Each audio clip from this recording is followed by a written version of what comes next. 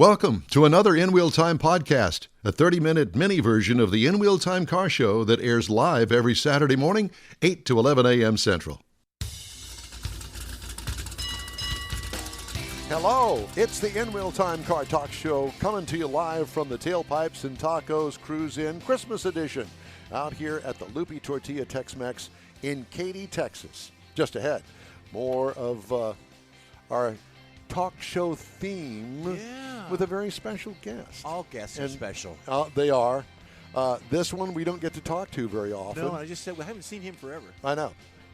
Mr. Mars reviews the Pacifica if we can get to it. If not, he's just going to have to wait. Yeah.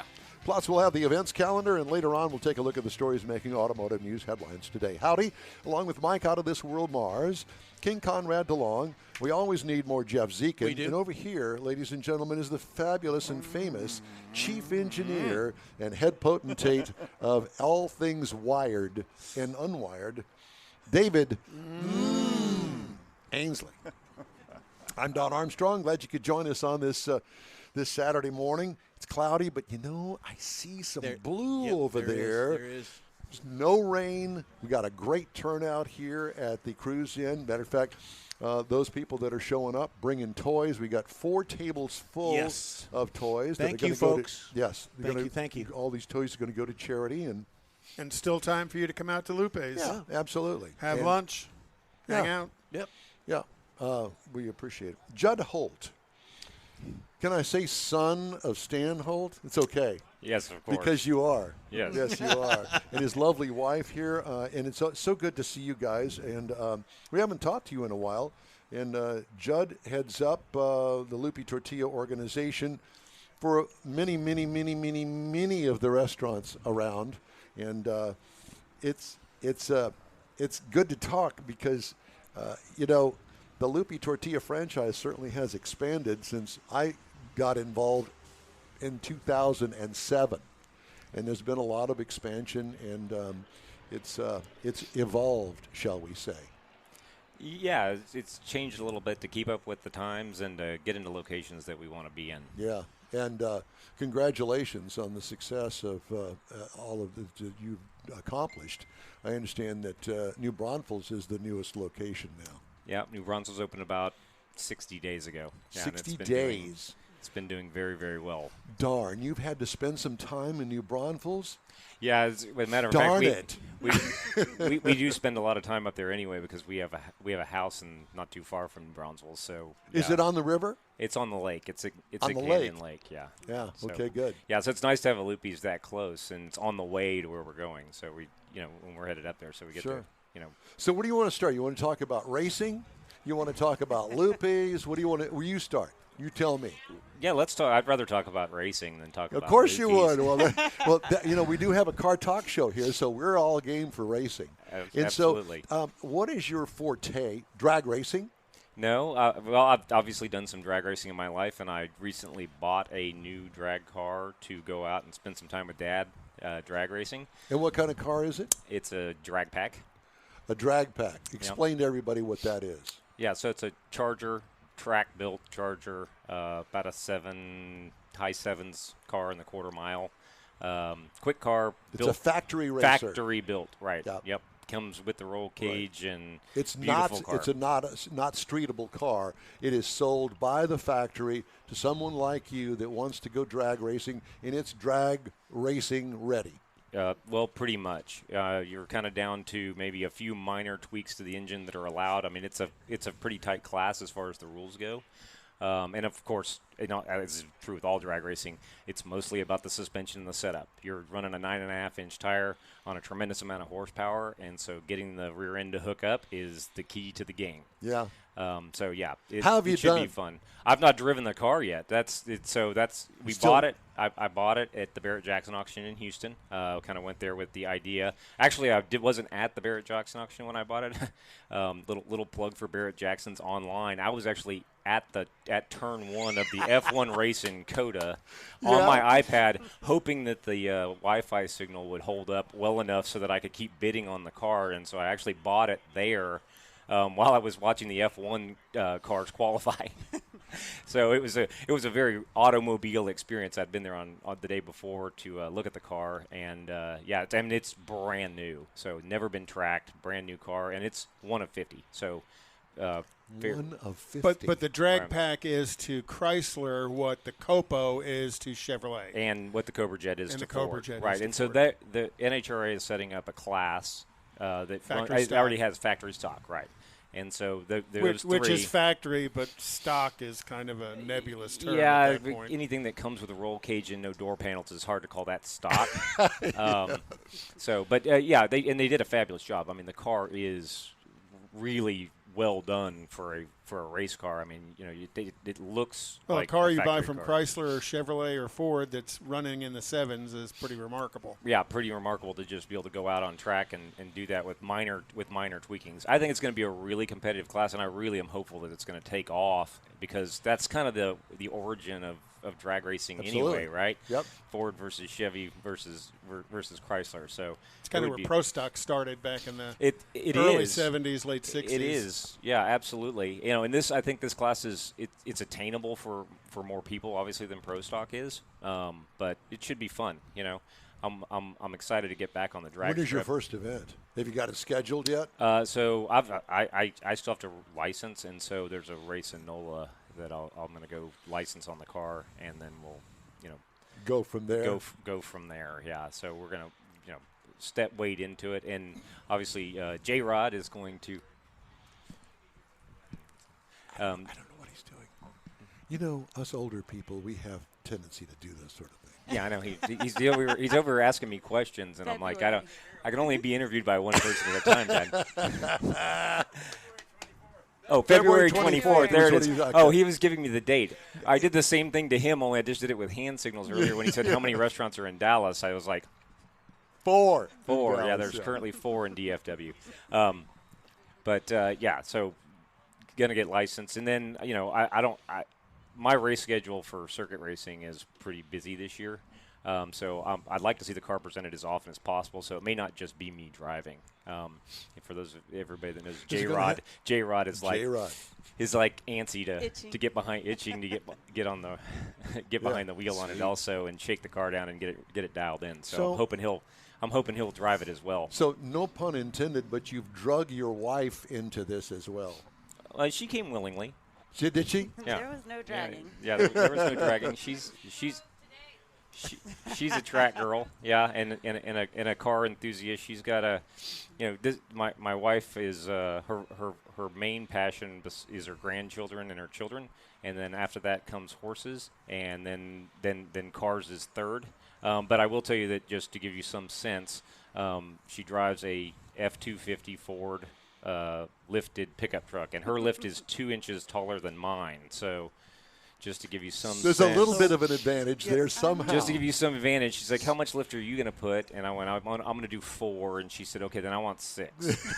So with that, So, running down that list, definitely a car girl. She also has a fully customized H2 Hummer 4-wheel drive that is she's the original owner, and we redid it about 3 years ago to have it kind of brought up to, But you drove in an SS Chevelle convertible. Oh, the bad Kiki. So that list that you gave where she's got her priorities and things, I didn't hear where you came in on that.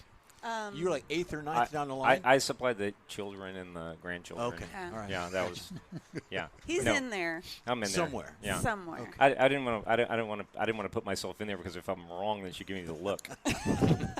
Or something jump ahead of you. And listen, we all know about the look. The Right. look. Yeah. We like, don't want the look. if I put myself in the wrong order, I may go. And I also don't want to find out that I'm after the horses or You're always after the horses. Plausible deniability. Okay, so let's talk about the road racing thing because obviously that's something that you're also passionate about.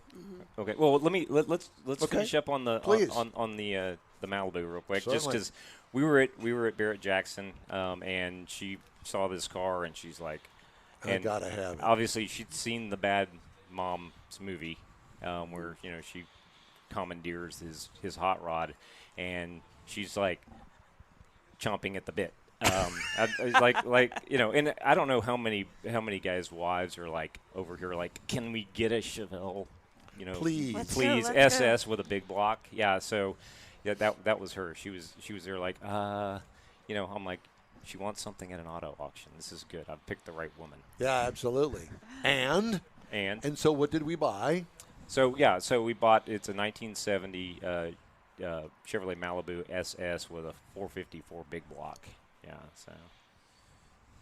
We were just talking about that earlier. Passes everything except a gas station. Yes, that's right. Yeah, it is not a very fuel economical car. But fun. Oh, and boy, does it attract attention. Yep. Oh, it does. Yep, and the car was redone by Barrett Jackson, so it's done really well to stock. It needs a few things still, to make it more comfortable. It's one of Craig's drive. ex-cars? Yeah. Oh. So, yeah, so it was in his Everything's collection. first class. Everything's first class. That he Like, yeah, does. so if you look through the car, it's just like but first class, but the things that are patinaed on the car are done deliberately, right? It's like, well, we don't want to fix that because we want the car to have that stock aged feel. Right. Wasn't designed to be a show car. It was designed to be like, yeah, that's as close to original as you would expect one to be with light it wear. doesn't make any difference if you even bought the most perfect car known to God. Right. You would still think, but we need to do Just a a little here. bit here, a little bit there. It's always that. The first thing Dad said when we pulled it off the trailer was it needs exhaust, and I don't think I ever got the bill for it. So he really felt like it needed exhaust. He did. He did. He said it's not loud enough for you, dear. And I love that. Yes, I'll bet. No doubt. I love that she Here looks she comes. beautiful but sounds mean. Oh, the sound of a big block is Here hard comes to Ms. Holt. Yeah. Oh, there she is. Yeah. You can't beat Yeah, it. exactly. Absolutely. Yeah, of course we picked this freezing cold day to bring it out, but it was, It's all right. I mean, is there had ever to a bad happen. day? Yeah. we have Next week jackets is and going to be gloves. even colder, so it's perfect day Yeah. today. Right. Now you want to go into road racing? Sure. I want because I want to hear about that. Yeah, absolutely. So during COVID, I was kind of locked down into my As into we my all house. were, yeah. The idea of traveling from restaurant to restaurant was kind of not in the cards. Human resources departments kind of took over the world there for a while, and they're like, you've got to like work control remotely everybody's and, movements. Yeah, and stop. Me going from restaurant to restaurant was not. No one was doing was going to do that, right? Just because of the concerns. So I had.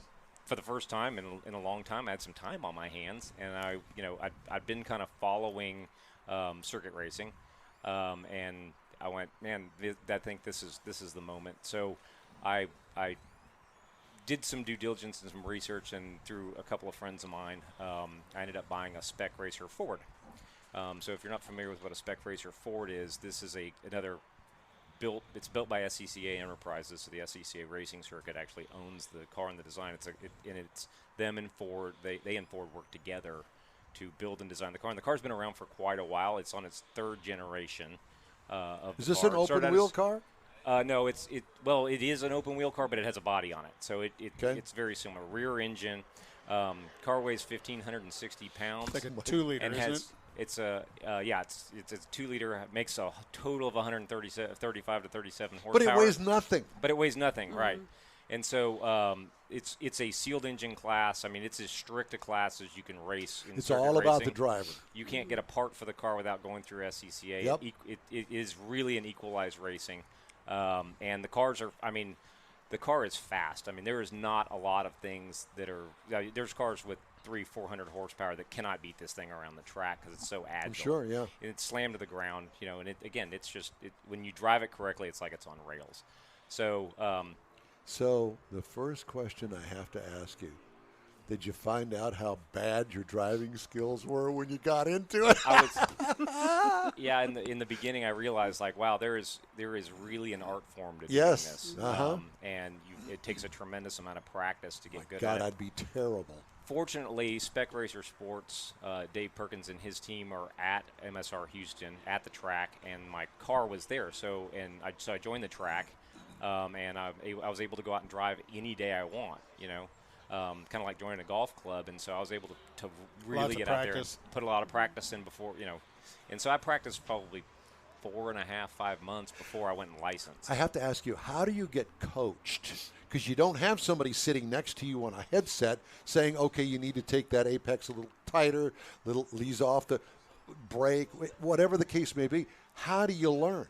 So general racing strategy and learning to drive the line and all that, you actually can do that in any car. Right. So we would get I've got a CTSV Cadillac. We get in that Cadillac and, good, Yes. Coaching, But it applied to right this car that has probably 10 times more vectoring power. Racing line wise, it does. I mean, Really? your racing line, your driving line is going to be your driving line pretty much regardless of car. There may be minor tweaks and differences for the spec car. Momentum's momentum. Momentum is momentum. And in So that how to car, it's all about momentum. right, how to be slow in, fast out, and drive the car correctly is kind of car agnostic to a degree.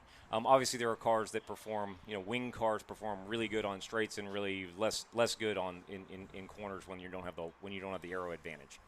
So. Right. This car, the Cadillac CTSV, performs fairly well. It's over horsepowered for most circuit tracks. In a stock daily driver, it needs a lot to make it track worthy. Yep. But that's how I learned to drive the line. So follow, put somebody in the passenger seat that's a driver coach, and I sit in the driver's Did you seat. do that? Or your wife. Yeah. Well, and I've taken a lot of people on rides as well in that car just because it's fun to go out there and go out. Did you ever embarrass yourself?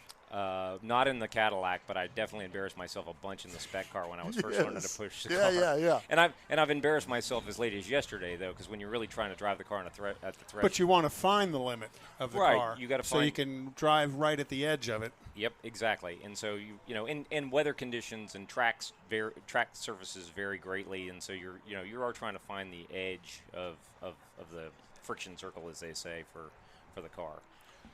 Anyway, so I licensed. And my first race was at Hallett up in Oklahoma. Oh, love that course. Yeah. He's an Oklahoma boy. Okay, yeah. So Been to Hallett many nostalgia times. track, really, really cool. They play the chicken music in the morning every morning when you wake up, which I thought was Chicken music. Yeah, well, that's what I call it, the chicken song. Yeah. To wake everybody up every morning. Anyway, we went out there, and that was our first Mm-hmm. experience. And obviously, I didn't do super well because it was my first time being on track in a competitive. Had to learn the track to a degree. Yeah, I had to learn. Definitely had to learn the track, and that track can be technical in spots and dangerous in other spots. Is that track digitally available? Because I know a Yes. lot of tracks you can find digitally where you can go mess with them. Oh, are you talking about like where you can race it on like a sim? Mm-hmm. Okay, so Hallett is not on iRacing at this point, but there are. I think there's. And don't know that it ever would be because what the track provides the community. Yeah, it just requires somebody to go out there and demand that it that it be there, and most iRacing folks are like, I'd rather they'd rather go drive Laguna Seca Or Coda or or Coda, whatever, yeah. right? Yeah, like a pro track, Not that Hallett isn't. And I worthy have to of interject pro, here. but- I love Coda, but as a spectator to go there, it's like Indy. You're only going to, at the best, you're going to see a straightaway and two turns. Right. And Coda is kind of that way. I had an opportunity in the spring, and I went on the hot rod tour of Texas with my old Corvette with whatever, the LS1 engine. It's a 6-speed. It's 20 years old, but it's mine, and I like it because it's old like me. And I had a chance to go. They had a track day for all of us Corvette people, and we went out there and just had an absolute ball doing that. And it is very, very challenging. Very. With the highs and the lows of the actual elevation of the track, the turns, the different, it's crazy. And you have to be really skilled to go fast on that track. And I can only imagine what it would be like in your situation. Yeah, so it is a very technical track. There's a lot of blind turns. And it's fast too. The back straight is very fast, and turn 8 is can be treacherous Crazy if you don't know what you're doing right. Exactly. Right. So on the subject of Coda, so 3 weeks ago I drove the WRL there, which is an 8-hour Saturday, 8-hour Sunday enduro, and I did it in a boxer. So first of all, how did the Boxer do? It's a great car on that track. It's under horsepower. We ran in GP1, which is the slowest of the classes. It's okay. And it goes all the way up to GTO. I wanted the track experience of driving a full body car on Coda, and so because of the car I recently acquired that is a full body car, I just wanted to go get that many laps in, and WRL is a great way to go get a ton of practice on. Is that a manual transmission car? It is a manual. Yeah, it's a 5-speed. Yep, and the car handles really good. And to do 120 laps, gosh. and you drive hour 45 2-hour stints. And being the slowest class, you're watching your mirrors the entire time. So you're literally being passed by GTO cars, which are, just to give kind of a delta, we're coming into turn 8 off the straight in the Boxer at 117, 120 miles an hour. They're coming in at 175 miles an hour. Right. So you better pay attention to what's coming at you. Yeah, and so the classes are really stretched out, and so you really my car awareness went way up during that experience. So I'm really glad I got the opportunity to do it, and it was a lot of fun. Did you do it on purpose to learn that, to have that experience? Yeah, just to kind of open my vision up even more, and to when you're racing spec racer, once everything gets lined up, it gets pretty sorted pretty quick. And so you're not being passed a lot, and you're not doing a tremendous amount of passing. Right, because you're in the same class. Because they don't do multi-classes with spec racer, because there's generally enough spec racers show up to fill the field. Yeah, when we run spec racer, unless it's an enduro of some oddity, you're going to run with just spec racers on the track. And so it was very eye-opening. And I'd run COTA in the spec car. I'd driven it in an FE car, and I'd driven it in an F4 car. So I knew COTA. We want to be you, okay? let's just put it that way. Who doesn't? Yeah. I mean, we want to. If you had the opportunity to basically spend your days, if you're a golfer, on the golf course, every 18-hole golf course that known to man, that is really challenging and has this wonderful history and all that, or a racetrack. I'd go to the track. I mean, track. Well, of course we I'd go to would. the track in a Of course we heartbeat. would. And you got the opportunity to do that. How wonderful is that? It's absolutely a blessing, and I'm enjoying it so much. I mean, I'm so grateful to get. Well, the if you need somebody, a tire changer, an old tire changer that could barely get down on his knees, I'm here. You guys should. So there's a SCCA race at COTA in January. So it's the first race of our season, and it's Can we hang out in the Lupe Tortilla pit? You can. Well, we all pit. Everybody in our stable pits together. But yeah, you could come hang out, and it's a Saturday and a Sunday thing. I don't know if the show's on, but it would be cool to have you guys. Are you broadcast racing the from spec that. racer, or are you racing the M2? I'm racing the spec. I'm racing the spec car at that. Yeah. The M2 is going to get some work done to it between now and when in March. It's going to have so. Well, before I get into that, let me finish up on on spec. So yeah, you were talking about tracks, and I've been really lucky. So in the just over 18 months I've been driving the spec car, I have driven. All right, let's see if I can run through and not miss any. So she's going to fix it raced, for you. Yeah, see if you can fill in, because she's been to almost every single one of them with me. So I've raced Sebring. I'm going to try and go around the country. How cool is that? Really cool. And so we go back. Hard on the car, though, isn't it? And I just lied to you. The COTA race is in February. The Sebring race is in January. So we'll be back in Sebring in January, and then February we're back in COTA. So just trying to go around the country makes it easier. Yeah. Sebring, VIR, so International, Road Atlanta, Hallett, which I mentioned there, COTA,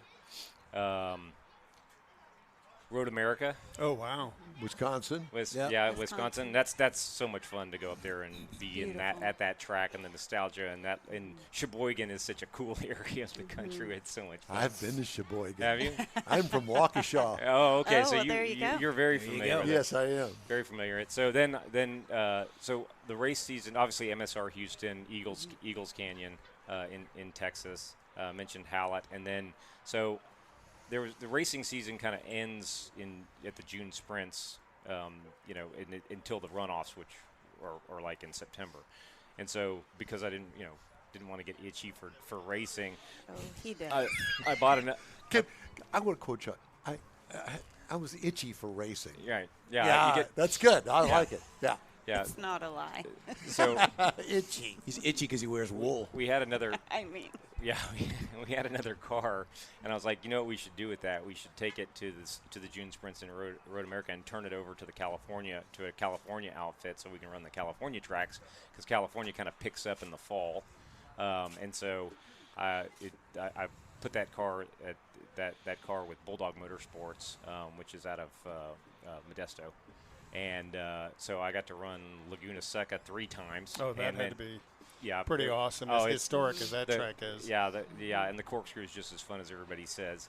And that race culminated with we were the support race for the Indy race. So we're like in the pro experience with the stands full of people. My God. Oh, that's the track I forgot. So I went to the runoffs year 1. I did not go to the runoffs this year just because my schedule didn't work out for it. But I went to the runoffs year 1, and it was at Indy. So I got to drive. Sweet. You know, we got to drive past the pylon. You know, it was take the checkered at Indy. Take the checkered at Indy and kiss the bricks and do all that, which was a ton of fun. We did. Anyway, Button Willow, and I got to drive Button Willow and Thunder Hill. So it was a lot of fun to get all those. Man, yeah. we want to be the only place I've not raced in California that's meaningful is Sonoma, and I will knock that out this year before the year's out. Yeah. So my goal in the spec car is to do every Super Tour race. There's 10 races, and the 2 new tracks that I'll have to do that I've not raced before will be Watkins Glen, which is another great historic track, and Portland International. So I'll get to race both of those. How as much new tracks fun this year. is that? For circuit racing, there's no such thing as cheap racing. I described it. You mentioned golf earlier. When Yes. I talk to my friends that are golfers regularly, like, so what's it like to be in auto racing versus golf? I'm like, they're very, very similar. Only difference is at the end of the golf match, it's like you threw the golf clubs in the trash every time, which is the tires on the car. That's it. So if you took an entire set of golf clubs and threw them in the trash at the end of every weekend, you're like, okay, I got to buy, So yeah, it's that is good. But spec racing is very cost effective, and it's a great entry point. You get out there, and you get there'll be typically 25 to 40 cars on track in a race, and then big Super Tour races can bring 60 to 70 cars on track at the same time. Oh yeah, but it's a lot of fun. That means there's racing everywhere. So do they run heats to no. get to a final, or everybody runs? Everybody, yeah. And typically it's a test practice day, and then a qual race, and then a qual race. So you know the Emmons brothers through your dad. Okay. I do. So every once in a while we get the opportunity to talk to Jerry, and we Zoom him in on our show when we're back in the studio, and we have so much fun. And I'm thinking, we need to do that with you. So we're gonna line that up. What we need is your phone number. I guess I could get that from your dad, but whatever. And we need to talk about, since you are active on these road courses, and we also have the drag car that's coming up, we need to connect with you. Okay? That'd be so great. let's plan on that. And so when is the first next event that you've got that is significant for us all to enjoy? Yeah, so as SCCA, there's a Super Tour event at Sebring in January. Okay. Second week in January. So let's plan on that. Now, it's a Saturday morning, and there may be a conflict as, qualifying or whatever it is that you're doing on Saturday morning. So we'll need to coordinate that, but let's do that. Okay? Yeah, that'd be awesome. And we'll kind all of fit talk. your schedule, because your schedule there is way more important than us. Yeah. That would be awesome. It'd be a lot of fun. Because I'm absorbing all of this. I'm going, let's talk some more about this. We could sit and talk all day. Yeah. Oh, it would be a lot of fun. It's great to have you guys here. Thank you so much. Absolutely. We really appreciate your help. Thanks for having us on. Okay, we're gonna be in touch soon. Okay, I like it. All right. Hey, if you'd like to get in touch with us, shoot us an email. Our address is info@inwheeltime.com. We'll be back from the Tailpipes and Tacos Cruise In right after this quick break. Your friends and hosts of the quarterly Tailpipes and Tacos Cruise In at the Lupe Tortilla in Katy want to thank you for participating in this year's events and look forward to another exciting year. You'll hear about the next Tailpipes and Tacos right here and online soon. Next time you're in West Houston, be sure and stop in at the original Lupe Tortilla Tex-Mex near I-10 and Highway 6, or the Katy location off I-10 and the Grand Parkway at Kingsland Boulevard. Traveling east to Beaumont or northwest to College Station, you'll want to have Lupe's award-winning beef fajitas and frozen margaritas. There's always a celebration at Lupe Tortilla. Lupe founder Stan Holt and his wife Sheila are car people through and through. Both are winning racers on the NHRA drag racing circuit and have a collection of cars that everyone appreciates. You'll see one at the next Tailpipes and Tacos Cruise In. The next event will be in the spring at the Lupe Tortilla Tex-Mex on 99, the Grand Parkway in Kingsland Boulevard, just south of I-10 in Katy. We'll give you all the details soon here on the In Wheel Time Car Talk Show and online. Want to take a minute to tell you about Gulf Coast Auto Shield, a Houston detail company like no other. Gulf Coast Auto Shield offers paint correction services that'll give your car, truck, or SUV a like-new shine. Afterwards, you'll want to protect it with a professionally installed nano-ceramic coating or protection film. Worried about your very expensive windshield getting damaged, broken, or cracked? Let Gulf Coast Auto Shield install ExoShield, a windshield protection film. Give John Gray a call today or check out their website, gcautoshield.com. Hey, whether you own a new, ultra-expensive, exotic, or a 5-year-old Suburban, Gulf Coast Auto Shield will help keep your investment looking like the day it rolled off the assembly line. Gulf Coast Auto Shield is conveniently located on the South Sam Houston Parkway, just south of I-69, the Southwest Freeway. Meet the staff and check out all of their services online right now at gcautoshield.com. That's it for this podcast episode of the In Wheel Time Car Show. I'm Don Armstrong, inviting you to join us for our live show every Saturday morning, 8 to 11 a.m. Central on Facebook, YouTube, Twitch, and our InWheelTime.com website.